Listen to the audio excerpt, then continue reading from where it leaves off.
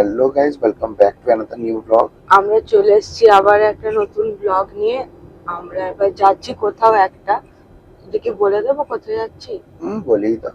আমরা ছোটখাটো একটা ট্রিপে যাচ্ছি, উইকেন্ড ট্রিপ। দীঘা যাচ্ছি। তো এই আমরা আপনাদেরকে সবটাই দেখাবো কি করছি না করছি, তো দেখতে থাকুন ব্লগটা। এখন আমরা যাচ্ছি এসপ্ল্যানেড বাস স্ট্যান্ডের দিকে, মানে আমাদের নিউ টাউন ফ্ল্যাট থেকে যাচ্ছি এসপ্ল্যানেড বাস স্ট্যান্ডের দিকে। আমরা কালকে অ্যাকচুয়ালি চলে এসেছিলাম ফ্ল্যাটে, কালকে ছিল ফ্রাইডে। দিয়ে ফ্ল্যাট থেকে 8:15 বাস আছে, তো ওখান থেকে আমরা দীঘা যাব।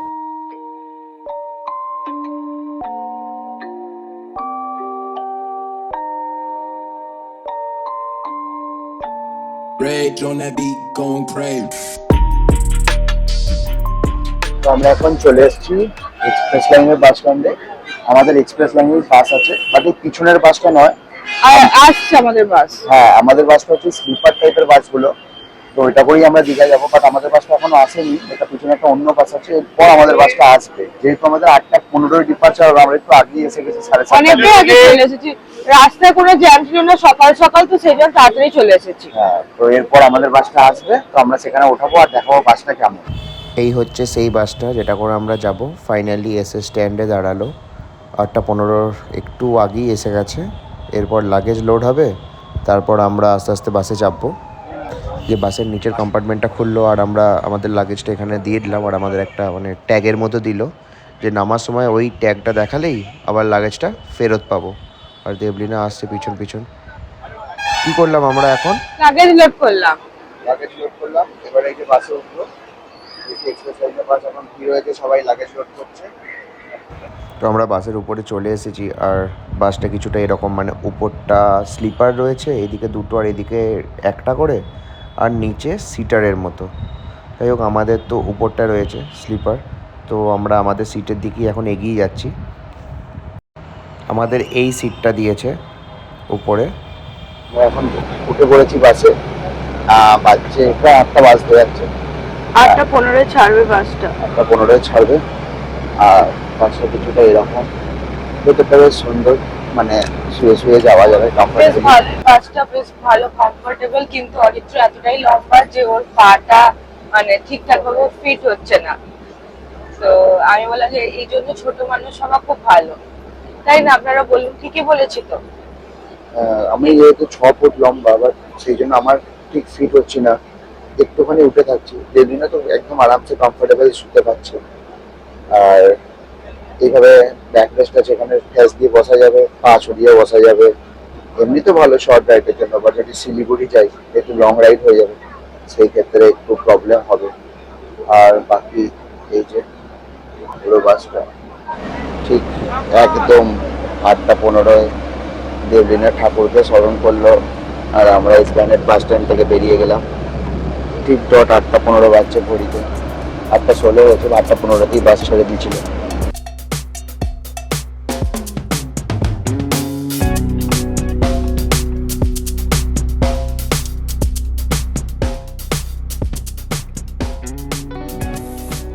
বাস এখন দাঁড়িয়েছে কোলাঘাটে। 20 মিনিট দাঁড়াবে বাস, আর আমরা এখানে লুচি আর সবজি। আর এই কোলাঘাটে আমরা এখন ব্রেকফাস্ট করছি, কচুরি আর ওই লুচি আর ঘুগনি। আর 20 মিনিট দাঁড়াবে, আর আমাদের হাতে বেশি টাইম নেই, 5-7 মিনিটের মধ্যে পুরো ব্রেকফাস্টটা কমপ্লিট করতে হবে। তারপরে আবার বাসে চেপে বাকি জার্নিটা কন্টিনিউ করবো। খাওয়া দাওয়া কমপ্লিট হয়ে গেল কোলাঘাটে। এবারে আমরা আবার উঠে বাসে পড়ছি, যাচ্ছি, বাসের দিকে যাচ্ছি। এবারে চাপবো হচ্ছে আমাদের বাসটা এক্সপ্রেস লাইনের, বাসে এবার চাপবো, টাইম হয়ে গেছে। তো বাসে আবার উঠে গেছি কোলাঘাটে ব্রেকফাস্ট করার পর। কচুরি আর ঘুগনি খেলাম, আর ডিম সেদ্ধ, দুজন একটা একটা করে। আর কিছু ছিল না।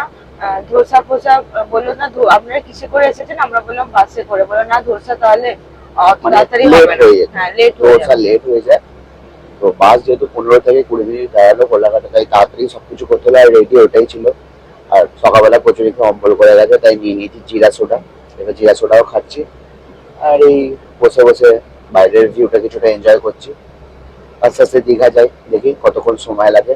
থাকুন আমাদের সঙ্গে, দেখতে থাকুন কি করছি না। তো দীঘায় নেমে গেলাম বাস থেকে। আর অস্বাভাবিক বৃষ্টি পড়ছে, আমাদের ভাগ্যটা এতটাই খারাপ, যখনই নামলাম তখনই বৃষ্টিটা শুরু হলো। হ্যাঁ, বলছে এতক্ষণ বৃষ্টি পড়েনি আর নামার মাত্রই বৃষ্টি, তার উপর আজকে রাস্তায় বিভৎস জ্যাম।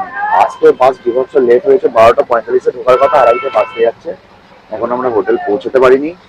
আর বাইরে যা বৃষ্টি পড়ছে বাপরে, আমি জানি না খুব কি বৃষ্টি হবে। পড়ছে বাইরে। তাই ও ভাগ্যটা খারাপ বলছে, সকাল থেকে বলছে বৃষ্টি হয়নি, এই বৃষ্টি নামলো। আর মানে ওই ওয়েদারও দেখাচ্ছিল যে 2টো নাগাদ একটু বৃষ্টি হবে।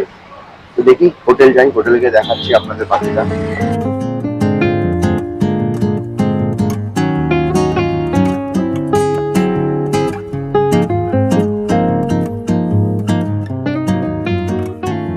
ফাইনালি আমরা চলে এসেছি হোটেলে, আর হোটেলটার নাম হচ্ছে পিকুস প্যারাডাইস। হোটেলটা বেশ ভালো, সুইমিং পুল সবই আছে। ভাবছি কালকে সুইমিং পুলে নামবো, বাট চলুন দেখা যাক এখন রুমটা কেমন আমাদের। এইটা হচ্ছে আমাদের রুমটা, এই যে দেবলিনা দাঁড়িয়ে আছে, এই যে রুম। সব হোটেলে, এই হোটেলটা নতুন, কারণ কি এসিটাও দেখুন নতুন। এখন সব হোটেলে স্প্লিট এসি লাগায়, বাট এই উইন্ডো এসি লাগিয়েছে। ভালো, উইন্ডো এসি তো মেনটেন্যান্স কম, তার সঙ্গে হ্যাঁ এরকম একটা ছোট্ট ব্যালকনি মতো আছে আমাদের। এই যে আছে একটা ছোট্ট ব্যালকনি। বৃষ্টি তো এখনো একটু কমেছে, বাট তাও স্টিল মনে হয় টিপ টিপ করে পড়ছে। আর বেশ ভালো, ওভারঅল রুমটা বেশ ভালো। হচ্ছে আমাদের লাঞ্চ। লাঞ্চ এখন বাজছে প্রায় 3:30। তো আমরা লাঞ্চে নিয়েছি হচ্ছে দেরাদুন রাইস, ডাল, আলু ভাজা আর চিংড়ি মাছের মালাইকারি। চিংড়ি মাছের মার্কেট একবার ঘুরে দেখাও দেখি কেমন সব লাগছে। খুলবো? হ্যাঁ খোলো, দু হাত লাগবে। বন্ধ করে আমরা এখন আনবক্স করছি চিংড়ি মাছের মালাইকারি, নাকি আনবক্স করতে বোঝেন না, ফ্লিপকার্ট বা অ্যামাজন থেকে এসেছে হ্যাঁ। চিংড়ি মাছের মালাইকারি। দেখে একটু চিংড়ি মাছগুলো তো বড় বড়ই লাগছে, দেখি ভেতর থেকে কেমন লাগছে। বেশ ব্যাপারটা ভালোই লাগছে। কি মনে হচ্ছে, ভালোই না? হ্যাঁ ভালোই, নট ব্যাড। যাই হোক, খেয়ে দেখি কেমন সব বানিয়েছে। আমরা লাঞ্চ সেরে নিই, তারপর আপনাদের দেখাচ্ছি কি আপডেট, মানে কোথায় যেতে পারি। এবার লাঞ্চ করে আমরা একটু রেস্ট নেব, তারপর সবকিছু আপডেট হবে। মানে আমার তো খুব ঘুম হ্যাঁ, বাসে কি আর যত স্লিপার থাকুক না কেন ব্যাপার স্যাপার, কিন্তু বাসে কি আর সেরকম ঘুম হয়? তো আর আজকে আমরা উঠেছি প্রায় 5:40-এ। তো কাল রাতেও তাড়াতাড়ি ঘুমিয়ে গেছিলাম, 11টার মধ্যে হ্যাঁ, ঘুমিয়ে রাতে গেছিলাম। 7 ঘন্টা ঘুম হয়েছে, বাসেও হয়েছে, তারপর একটু রেস্ট নিয়ে হ্যাঁ যদি জানি না ওয়েদার কেমন থাকবে, ঠাকুরকে ডাকছি যেন ওয়েদারটা একটু ভালো থাকে, একটু বেরোতে পারি কোথাও। তো দেখি কি হয়, বিকালে দেখা হচ্ছে আপনাদের সঙ্গে। বিকালে লাঞ্চ করার পর একটু রেস্ট নিই, তারপর